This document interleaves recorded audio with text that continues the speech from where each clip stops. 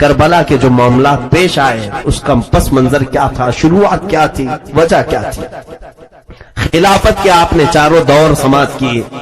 رسول کریم صلی اللہ علیہ وسلم نے اپنے بعد یعنی حضور اکرم صلی اللہ علیہ وسلم کے بعد جو خلیفہ برحق ہوئے وہ سیدنا ابو بکر صدیق رضی اللہ تعالیٰ عنہ تھے۔ آپ کی خلافت تقریباً 2.25 سال چلی۔ آپ کے بعد عمر ابن خطاب رضی اللہ تعالیٰ عنہ سارے صحابہ کے اتفاق سے خلیفہ بنائے گئے۔ آپ کی خلافت تقریباً 10 سال چلی۔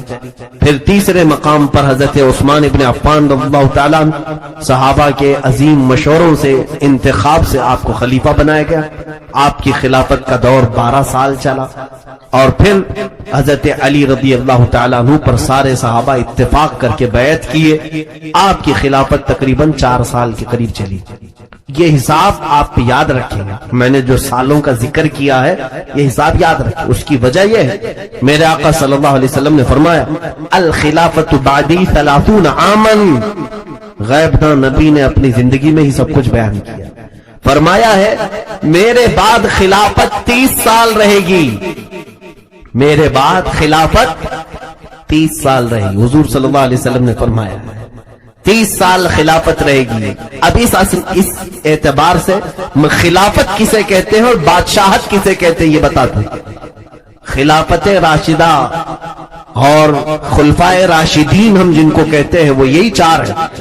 بعض ائمہ اکرام نے امام حسن مجتبی رضی اللہ تعالیٰ عنہ کو بھی خلفائے راشدین میں شامل کیا ہے 6 مہینے کے لیے، اگرچہ تاریخ کے اعتبار سے 2.5 سال حضرت ابو بکر کے، 10 سال حضرت عمر فاروق کے، کتنے ہوئے 12.5 سال، اور 12 سال حضرت عثمان ابن عفان کے، کتنے سال ہوئے 24.5 سال، اور 4 سال حضرت علی کے، کتنے ہوئے 28.5، یہ 24.5 اور 28.5۔ اب اس میں جو اختلاف ہے روایات کا میں نے سال آگے پیچھے کیے، تقریباً یہ 29.5 سال بنتے ہیں خلافت۔ حضرت علی کرم اللہ وجہہ الکریم کے وصال کے بعد، انتقال کے بعد ہوا یہ کہ اب اختلاف ہوا کہ کسے خلیفہ بنایا جائے۔ تو ملک شام میں حضرت امیر معاویہ گورنر تھے، وہ حضرت عمر فاروق کے زمانے سے گورنر، 20 سال ہو چکا تھا ان کو گورنری کرتے ہوئے۔ تو حضرت امیر معاویہ رضی اللہ تعالیٰ عنہ کے حامی بھی بہت سارے تھے۔ ملک شام والوں نے یہ اعلان کیا کہ ہم امیر معاویہ کے ہاتھ میں بیعت کرتے ہیں، ان کو خلیفۃ المسلمین بنایا جائے۔ مدینے والے، مکہ والے اور کوفہ والے، ان کے خیال میں یہ تھا کہ حضرت علی رضی اللہ تعالیٰ عنہ کے بڑے صاحبزادے حضرت امام حسین کو خلیفہ بنایا جائے، نہیں مدینے والے اور کوفہ والے۔ مکہ والوں کا خیال یہ تھا کہ حضرت عبداللہ بن زبیر کو خلیفہ بنایا جائے۔ تو ایسا ہوا کہ بیک وقت حضرت امام حسن کے ہاتھ پر بھی لوگوں نے بیعت کیا، اسی وقت حضرت امیر معاویہ کے ہاتھ میں بھی لوگوں نے بیعت کیا، اور بعض لوگوں نے عبداللہ بن زبیر کے ہاتھ پہ بھی بیعت کیا، لیکن مشہور 2 لوگ ہیں، امام حسن اور حضرت امیر معاویہ۔ اب دیکھیں حضرت امام حسن رضی اللہ تعالیٰ عنہ کی خلافت کا اعلان ہو گیا، 29.5 سال ان کے ہو گئے، تقریباً 29 سال 4 مہینے، یہ چاروں خلفاء کا زمانہ کتنے سال گزرا 29 سال اور 4 مہینے۔ تو یہاں سے حضرت امام حسن رضی اللہ تعالیٰ عنہ جیسی خلیفہ ہوئے، سارے لوگوں نے آپ کے ہاتھ پر بیعت کیا۔ آپ کے ہاتھ پر بیعت کرنے کے بعد امن و امان تھا، لیکن امام حسن رضی اللہ تعالیٰ عنہ یہ پسند نہیں کر رہے تھے کہ ایک میان میں 2 تلواریں ہوں۔ پوری امت کی باغ ڈور سنبھالنے کے لیے 2 خلیفہ مناسب نہیں، ایک ہی خلیفہ ہونا چاہیے۔ اور اس طرح سے حضور کی فرمائی ہوئی بشارت کو بھی انہوں نے پورا کیا۔ جب حضرت امام حسن چھوٹے تھے، میرے آقا صلی اللہ علیہ وسلم نے ان کو دیکھ کر کے مسکرایا اور فرمایا کہ میرا یہ شہزادہ 2 بڑی جماعتوں میں صلح کرائے گا۔ حضور نے فرمایا تھا، امام حسن کو دیکھ کر فرمایا تھا میرا یہ شہزادہ 2 بڑی جماعتوں میں صلح کروائے گا۔ امام حسن رضی اللہ تعالیٰ عنہ خود چل کر کے ملک شام آئے، دمشق میں آئے، حضرت امیر معاویہ سے بات چیت کی، کیونکہ وہ بھی خلیفہ ہونے کا اعلان کر چکے تھے، اور ادھر امام حسن کے ہاتھ پر بھی بیعت ہوئی تھی۔ आपसी उन लोगों की बात हुई और तय हुए कुछ शराइत रखे गए। इमाम हसन रज़ियल्लाहु ताला अन्हु ने अपनी खिलाफत से दस्तबरदारी का ऐलान किया और कहा, मैं अपनी खिलाफत से दस्तबरदारी करता हूं और अमीर मुआविया के हवाले करता हूं। हजरत इमाम हसन अपनी खिलाफत किसके हवाले किए? अमीर मुआविया रज़ियल्लाहु ताला।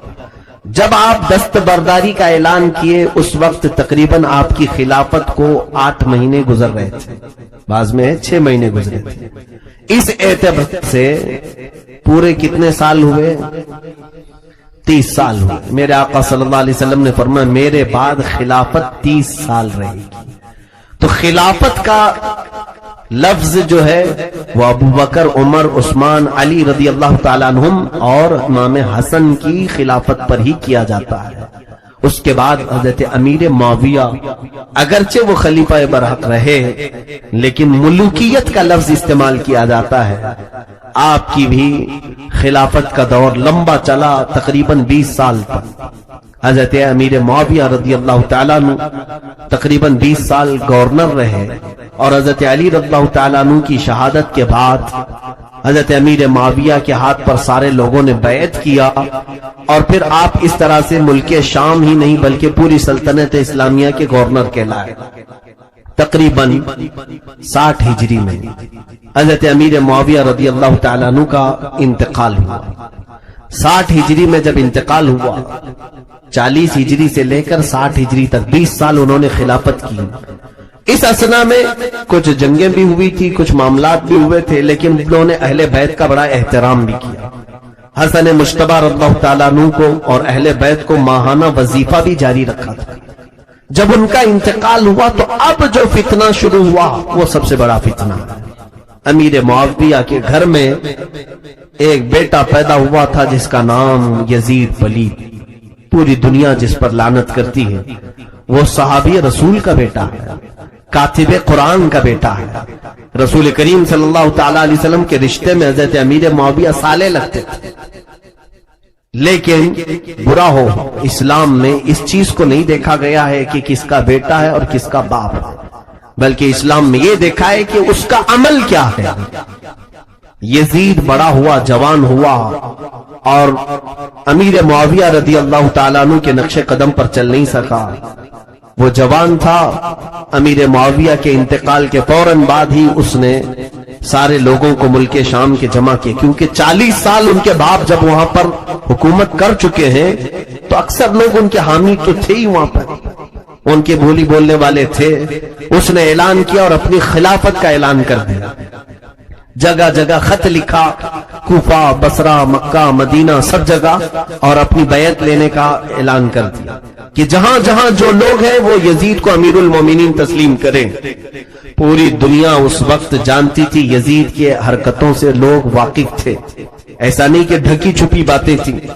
यजीद जैसे ही खलीफा बना, हजरत अब्दुल्ला बिन खालिद बिन वलीद रज़ियल्लाहु ताला अन्हु ये फरमाते हैं कि हमने यजीद पर हमला किया जब तक कि हमको ये यकीन नहीं हो गया कि अगर यजीद का साथ देते रहेंगे तो अनकरीब पत्थरों की आसमान से बारिश ना हो जाए, अल्लाह का अजाब ना आ जाए।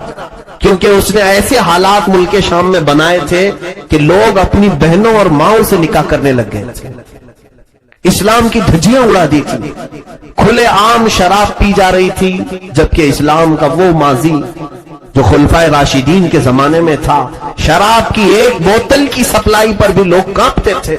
अगर कहीं से किसी के हाथ में आ जाए, कोड़े के डर, दुर्रे के डर और खौफ से लोग तो कांपते थे। यजीद ने उन चीजों को आम कर रखा था। फिस्क व फुजूर का बादशाह था, दिन भर, हत्ता के नमाजों से उसका कोई शगफ नहीं था। उसका रहन सहन भी ऐसा था, खाने का ऐसा शौकीन कि हर दिन अलग अलग जानवर ज़बह कराए। और जो खेल कूद में उसे पसंद था वो बंदरों का खेल, कि बंदरों को पाल कर रखा था, उन्हें नचाना, उन्हें कुदाना और फिर मुर्गों की लड़ाई, ये उसे ज्यादा अजीज थी। आज भी बहुत सारे ऐसे यजीद होंगे जो जानवरों को लड़ाते हैं और मजे लेते हैं, यजीद की हरकतों में से है। दिन पूरा इसी में गुजरता था। खूबसूरत लड़कियों को ला करके दरबार खिलाफत में नचवाना, मुजरे करवाना, जिस्मों की नुमाइश करवाना यजीद के दरबार में यह आम चल रहा था। बताओ, जब अचानक इस्लाम का खलीफा ऐसा आज शख्स बन जाए, तो सहाबा तो उस वक्त मौजूद थे जिन्होंने रसूलुल्लाह को देखा, अबू बकर, उमर, उस्मान और अली जैसे खलीफाओं को देखा। क्या वो ऐसे बदकार शख्स के हाथ में हाथ दे देंगे? यजीद ने जोर और जबरदस्ती अपनी फौज के जरिए से, और जितने मन चले लोग थे उसकी फौज में दाखिल थे, क्योंकि उनको आजादी दे रखा था। ऐसे जितने औबाश अय्याश किस्म के लोग थे उन्हें पैसों से खूब नवाजता था, तो उसकी हिमायत करने वाले बहुत सारे लोग थे। हमने देखा है कि जिसके दिल में गुनाहों की मोहब्बत हो वो ऐसे बादशाहों को बहुत पसंद करते हैं। आज भी सऊदी अरब जाकर के हमें पता चला कि वहां की यंग जनरेशन, नई नस्ल, जवान लोग सबसे ज्यादा आज के उस वली अहद शहजादे से बहुत मोहब्बत करते हैं जिसने पूरे सऊदी को यहूदियों के हाथ में बेचा है। जो सिनेमा और क्लब, गुनाहों के अड्डे सऊदी अरब में खोल रहा है, उससे वहां की जवान नस्ल मोहब्बत कर रही है, कह रही है अच्छा बादशाह आया, हम लोगों को फ्रीडम दे रहा है, बहुत ज्यादा आजादी दे रहा है।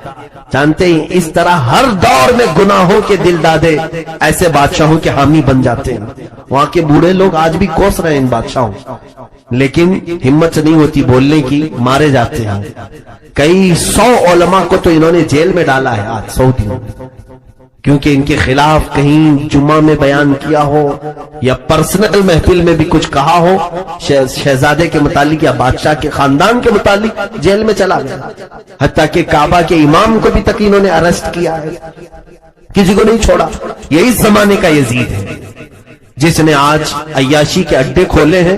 अब भी सऊदी अरब में एक शहर वो बनाने जा रहे हैं 5 स्टार, जहां बीच होगी और नंगी औरतें वहां पर लाई जाएंगी। 5 स्टार 7 स्टार होटल होंगे और उस पूरी सिटी का इंतजाम, इंसराम, उसमें इन्वेस्टमेंट पूरा इजराइल का होगा।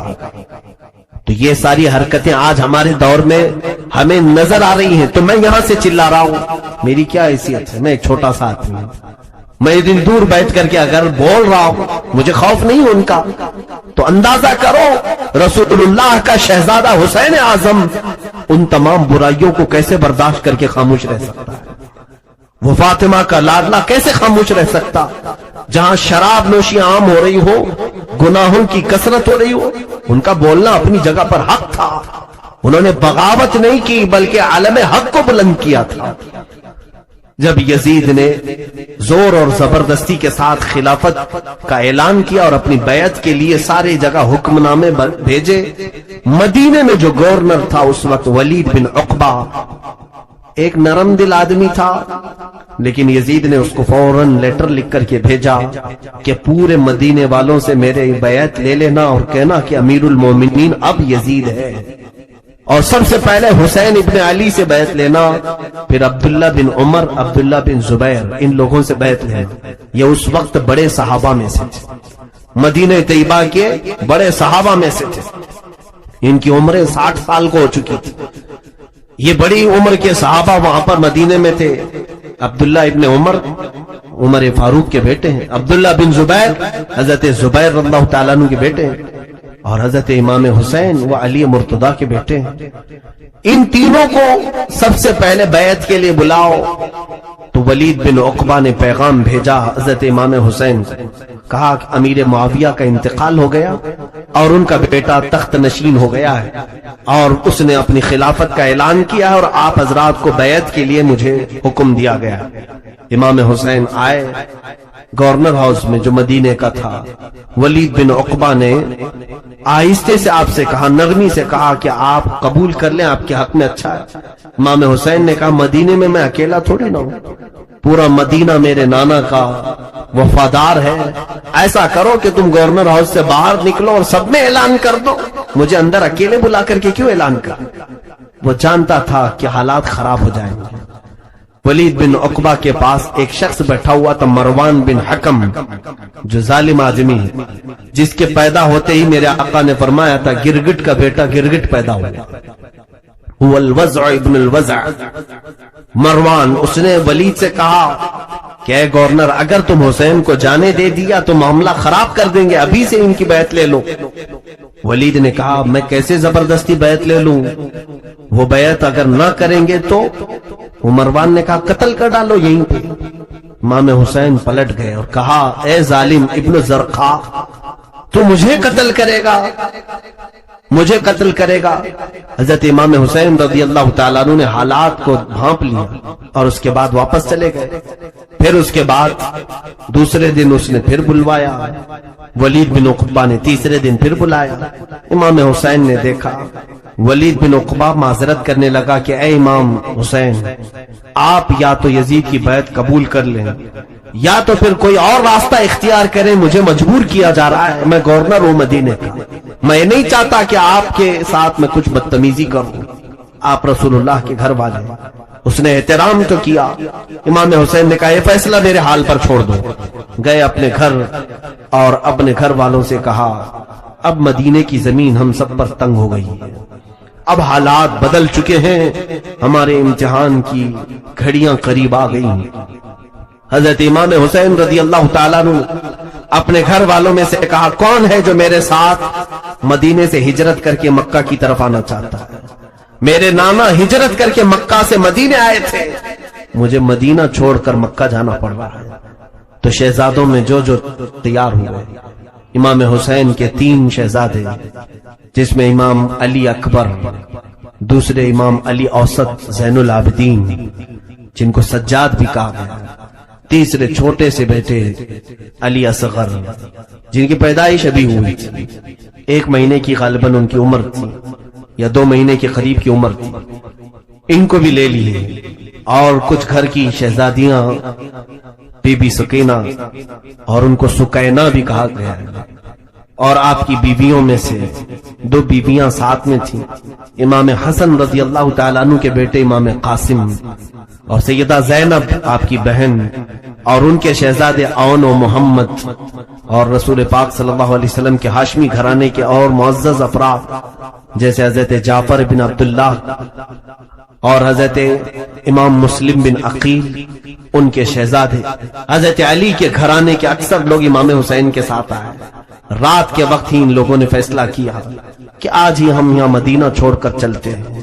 امام حسین کے اونٹوں پر کجاوے باندھے جانے لگے، سامان رکھا جانے لگا، حتیٰ کہ امام حسین نے چند گھر والوں سے کہا کہ تم گھروں میں رہو، جیسے حضرت امام حسن کی بیوہ تھیں اور کچھ عورتیں تھیں اور کچھ بچیاں تھیں، بی بی سغرا، ان سے کہا کہ تم یہیں رہو، جب حالات اچھے ہو جائیں گے ہم پلٹ کر کے آ جائیں گے، جب حالات صحیح ہو جائیں گے ہم مدینے واپس آ جائیں گے، اس اسنا میں ہم حج بھی کر لیں گے، مدینہ طیبہ سے نکل رہے ہیں مکہ کے لیے تو حرم کعبہ میں رہیں گے، جب امن قائم ہو جائے گا تو ہم پلٹ آئیں گے۔ یہ کہہ کر کے وہ نکلے، لیکن مدینے والوں کو یہ کیا خبر تھی کہ رسول اللہ کا یہ نوجوان ہمیشہ کے لیے مدینہ چھوڑ کر جا رہا ہے۔ آج جب اونٹوں پر سامان کسے گئے، سب سے پہلے میرے آقا رسول کریم صلی اللہ تعالی علیہ وسلم کے دربار رسالت میں امام حسین کا یہ قافلہ حاضر ہوا۔ حسین اعظم رضی اللہ تعالیٰ عنہ کی عمر مبارک اس وقت تقریباً 60 سال کی تھی، بعض روایات میں ہے کہ 55 سال کی عمر آپ کی تھی۔ بہرحال اس عمر پاک میں جب آپ اپنے گھرانے کو لے کر حضور کے دربار میں حاضر آئے، قبر انور کے پاس کھڑے ہوئے تو بے اختیار آنسو نکل پڑے اور میرے آقا صلی اللہ تعالی علیہ وسلم سے فریاد کرنے لگے، کہا یا رسول اللہ صلی اللہ علیہ وسلم، آپ کا یہ وہی مدینہ ہے جہاں سے ہم گزرتے تھے تو لوگ ہمیں سلام کیا کرتے تھے، آپ کے کندھوں کی سواری اس شہر کی ہماری یادگار تھی، یا رسول اللہ صلی اللہ تعالی علیہ وسلم، آپ کا وہ حسین جس کو آپ نے کبھی دل آزاری کے لیے پسند نہیں کیا، کبھی میرے مولا نے میرا دل آزاری کو پسند نہیں کیا، وہ حسین کے لیے آج مدینہ تنگ ہے، ظالم یہ چاہتے ہیں کہ میں ان کے ہاتھ پر بیعت کر لوں اور آپ کی شریعت کو بیچ ڈالوں، آپ کے دین کا سودا کر لوں۔ اے میرے نانا جان، اگر اختیار میں ہوتا تو میں مدینے کو ترک کر کے کبھی نہیں جاتا۔ اے مسلمانوں، سوچو تو ذرا صحیح، آج ہم ہندوستان کے ہیں، 8 दिन मदीने की जियारत का मौका मिलता है अगर उम्रे में या हज में, वहां से छोड़ करके आने के वक्त हमारी कैफियत गैर हो जाती है। मेरे अल्लाह, हम मदीने से क्यों आ गए? रूह की तस्कीन वहीं रह गई। हमारे तो हाल ये होते हैं, तैबा से निकलना किसी आशिक से पूछिए, ऐसा लगे कि रूह बदन से निकल गई। जब मुसलमाना ने आलम आज मेरे मुस्तफा के मदीने को छोड़ना गवारा नहीं करते, जिनका बचपन वहां गुजरा, जिनकी पैदाइश उस मदीने में हुई, जिनका सारा घराना उसी मदीने में था, उन्हें अब जिंदगी के आखिरी मकाम पर मदीना छोड़ना पड़ रहा है। क्या गुजरा होगा उस वक्त मेरे आका सल्लल्लाहु तआला अलैहि वसल्लम के कल्ब पर, कब्र अनवर में। हुजूर अकरम सल्लल्लाहु तआला अलैहि वसल्लम हमेशा ये फरमाया करते थे, कभी हजरत इमाम हुसैन के रोने की आवाज आती तो हुजूर मस्जिद नबवी से छोड़कर फातिमा के घर चले जाते, कहते फातिमा जल्दी उसे चुप कराओ, हुसैन का रोना मुझे गवारा नहीं, हुसैन का रोना मुझे बर्दाश्त नहीं होता। वो रसूल करीम सल्लल्लाहु अलैहि वसल्लम की बारगाह में हुसैन आजम आज ज़ारो कतार आंसू बहा रहे थे और मदीने से रुखसती की इजाजत मांग रहे थे। रिवायात ये बताती हैं कि वहां पर मौजूद सारे लोग अश्कबार हो गए कि मदीने से सारी बरकतें हुसैन के साथ जा रही हैं। लोगों ने कहा हमें ऐसा लगा मदीने से कुल हमारा अमान उठ करके जा रहा है।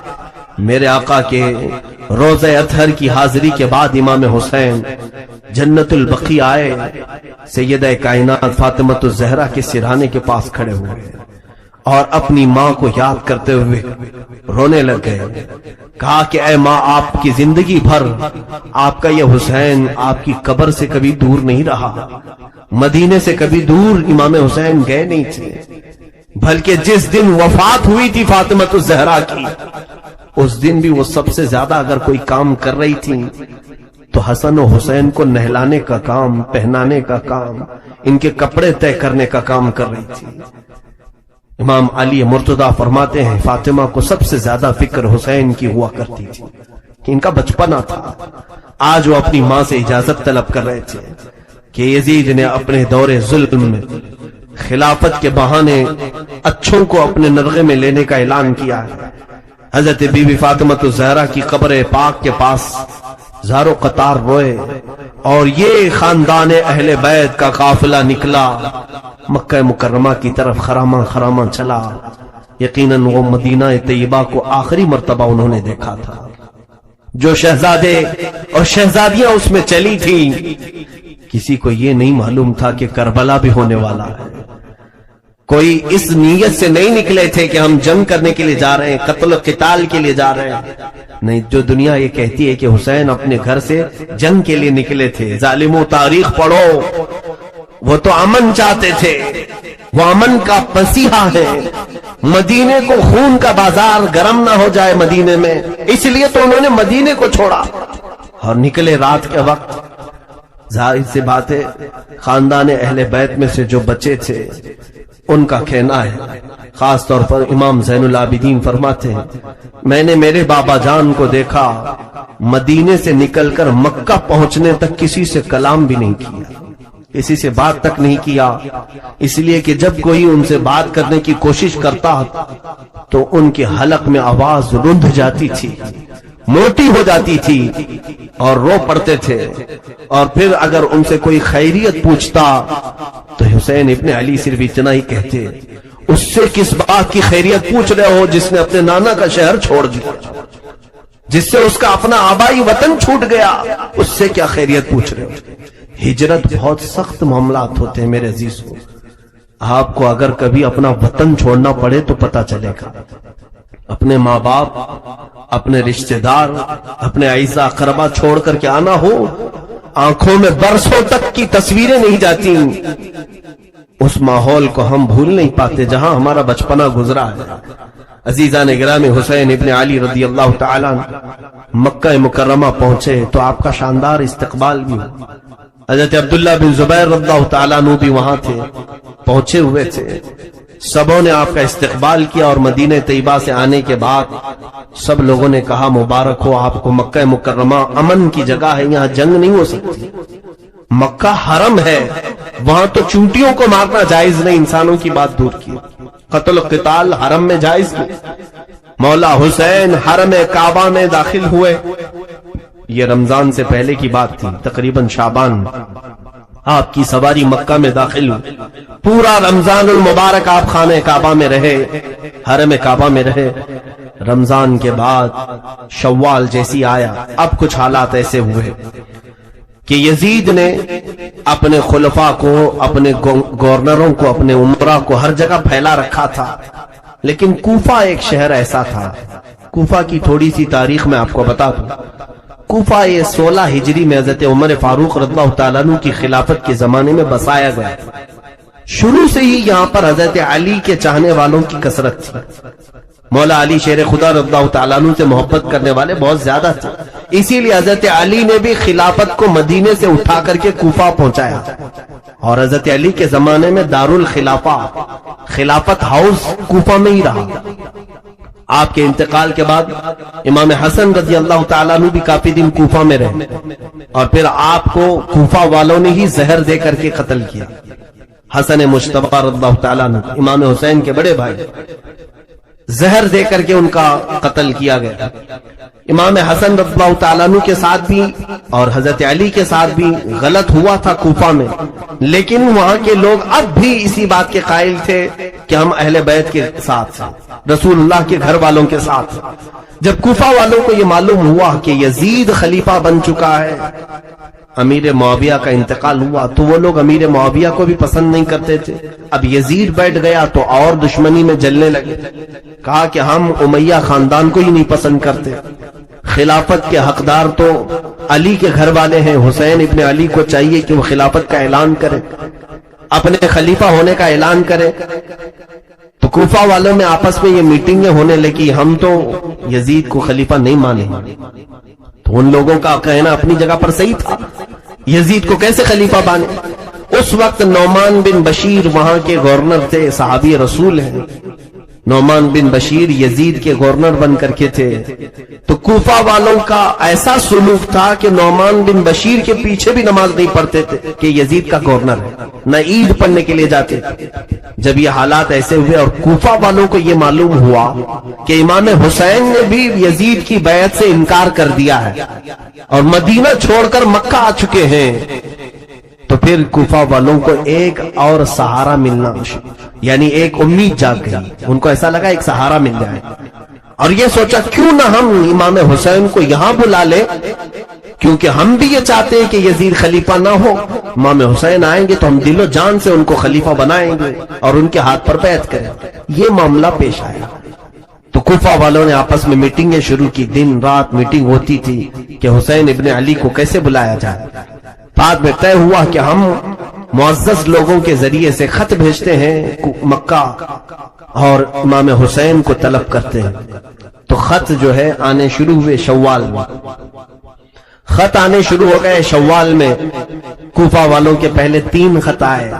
اس میں لکھا گیا تھا کہ اے علی مرتضیٰ کے شہزادے فاطمہ کے لاڈلے حسین، ہم نے سنا ہے کہ آپ نے یزید کی بیعت کا انکار کیا ہے اور آپ مکہ آ چکے ہیں، لہٰذا ہم یہ چاہتے ہیں کہ آپ کوفہ آ جائیں. کوفہ آپ کے والد گرامی مولا علی شیر خدا کا دارالخلافہ تھا، آپ اسی خلافت کو آگے بڑھائیں، ہم سب آپ کے ساتھ ہیں.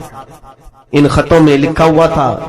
اور حضرت عبداللہ بن زبیر وہاں پر تھے. امام حسین کو انہوں نے کہا ان خطوں پر آپ بھروسہ مت کریں. اسی شام کو 300 خط اور آئے. کوفہ سے 300 خط آئے مہر بند، اور معزز لوگوں کے وہاں پر مہر تھی، دستخط تھے کوفہ والوں کے. جب امام حسین کے پاس خطوں کا سلسلہ جاری ہوا، 300 کے بعد روایتیں ہیں 1000 کی تعداد میں خط آنے شروع ہوئے. پورے کوفہ والوں کی ایک ہی بات تھی کہ حسین ہمارے پاس آ جائے، امام حسین ہمارے پاس آ جائے. حضرت امام حسین کو بلانے کی اور ان کو دعوت دینے کی یہ مہم بہت زور پکڑ لی، طول پکڑ لی. اس کے بعد امام حسین نے اپنے گھر والوں سے مشورہ کیا، کیا ہم مکہ میں ہی پوری زندگی کاٹ دیں؟ یا پھر کوفہ جائیں، کوفہ جا کر کے ہم دیکھتے ہیں۔ تو سارے لوگوں نے کہا کہ کوفہ نہ جائیں۔ وہ لوگوں نے حضرت علی کے ساتھ بھی اچھا معاملہ نہیں کیا، امام حسن کے ساتھ بھی اچھا معاملہ نہیں کیا، امام حسین پھر خاموش ہوئے۔ اب یہاں پر ذی القعدہ کا مہینہ شروع ہو چکا تھا، پھر خطوط اتنے آئے کہ کوفہ والوں نے ایسا خط لکھا، دیکھیں اب امام حسین کو جانا ضروری ہو گیا تھا۔ کیوں؟ انہوں نے لکھا تھا کہ اے حسین ابن علی، امام علی مقام، قیامت کے دن اگر اللہ تعالی ہم سے سوال کرے کہ تم نے یزید جیسے فاسق و فاجر کو امام کیوں بنایا، کیوں اس کے ہاتھ میں بیعت کی، تو آپ سن لے، ہم اللہ کی بارگاہ میں یہ کہیں گے ہم نے تو تیرے رسول کے شہزادے کو بلایا تھا، انہوں نے اپنا ہاتھ ہمیں نہیں دیا، اس لیے ہم نے یزید کے ہاتھ میں ہاتھ دیا۔ یہ بلیک میل کرنے کا طریقہ ہے، اس طور پر ایموشنل کرنے کا طریقہ ہے۔ تو انہوں نے جب یہ کہا تو یہ حجت ہو گئی امام حسین پر۔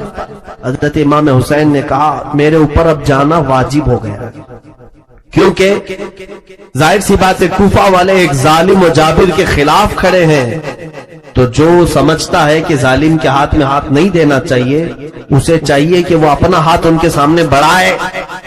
ظاہر سی بات ہے اصول اور طریقہ یہی ہے کہ اگر کوئی گندے پانی کا گلاس لے کر پکڑا اور پی رہا ہے تو آپ کا فرض بنتا ہے آپ اس کو روکیں، آپ اس کو روکیں، لیکن روکنے کا طریقہ کیا ہے؟